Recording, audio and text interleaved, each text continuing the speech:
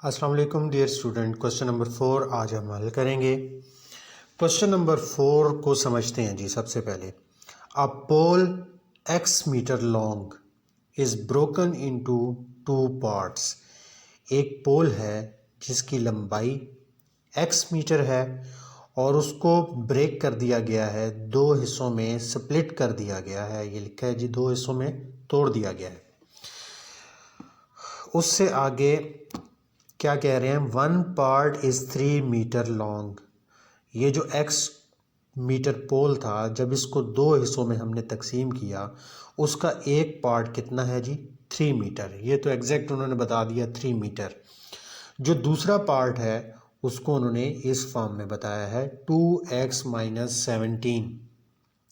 अब देखें, जब तक आपको x की वैल्यू नहीं पता होगी, आप दूसरा जो पार्ट है उसकी वैल्यू नहीं निकाल सकते, क्योंकि जो पोल है उसको इन्होंने x मीटर में दे दिया है। अब ये x अननोन है जो कि हमने फाइंड करना है, और तब हमें जाके पता चलेगा कि ये जो सेकंड पार्ट है उसकी लंबाई कितनी है, या ओवरऑल जो पूरा पोल है उसकी लंबाई कितनी है जी।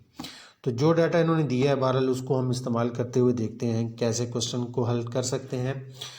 वही बात जो शुरू में इन्होंने कही, the total length of the pole, जो पूरा पोल है वो x मीटर लॉन्ग है और उसका एक पार्ट जो है वो 3 मीटर है, दूसरा पार्ट जो है वो 2x - 17 है। अब देखें, जो सबसे इम्पॉर्टेंट बात ये दोबारा से लिखा है, जो अकॉर्डिंग टू गिवन कंडीशन। बड़ा खूबसूरत ये स्टेटमेंट है, ये मैच करती है ऊपर वाला जो क्वेश्चन, जो उसमें उन्होंने आपसे जो बात पूछी गई होती है, जो बात बताई गई होती है। ये स्टेटमेंट लिखने के बाद हम उसको लिखते हैं जी। तो अकॉर्डिंग टू गिवन कंडीशन हमने क्या लिखना है कि वो जो पोल x मीटर था, जिसकी लंबाई x मीटर थी, वो जब 2 हिस्सों में डिवाइड हुआ तो हमारे पास एक 3 मीटर आया और दूसरा 2x - 17। तो आप इस कंडीशन को इस तरह से लिख सकते हैं, है तो लंबाई वही ना, x मीटर पोल जो है वो अगर 2 हिस्सों में डिवाइड हो या 10 हिस्सों में डिवाइड हो, उसकी लंबाई तो उतनी ही रहेगी। तो ये दोनों साइडें इज इक्वल टू इसी वजह से दरमियान में डाल के बराबर कर दिया है कि एक तरफ अगर x है जो कि टोटल लंबाई है, तो उसके लेफ़्ट साइड पे वही पोल जो है वो 2 हिस्सों में डिवाइड है, तो दोनों साइडें बराबर ही हुई, क्योंकि दोनों तरफ की लंबाई तो सेम ही आएगी, 2 पार्ट्स में आ जाए चाहे वो सिंगल हो जाए। तो 2x - 17 + 3 is equal to x लिखेंगे।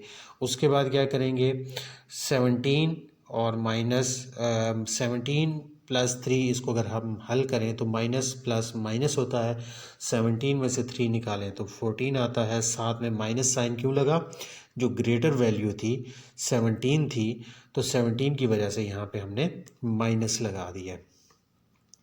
उसके बाद क्या हुआ, हमने x को लेफ़्ट साइड पे शिफ्ट किया, -14 को राइट साइड पे शिफ्ट किया। तो उस तरह करने से क्या हुआ, जो -14 है वो इज इक्वल टू के राइट साइड पे आके +14 हो गया, और जो आपको ये x दिखाई दे रहा है ये लेफ़्ट साइड पे जाके माइनस हो गया। उसके बाद 2x - x, इन दोनों को हल करेंगे तो आंसर हमारे पास x आता है, और दूसरी तरफ तो आंसर ऑलरेडी 14 था, तो x इज इक्वल टू 14। तो x क्या था हमारे पास, ये उस मीटर की उस पोल की लंबाई थी।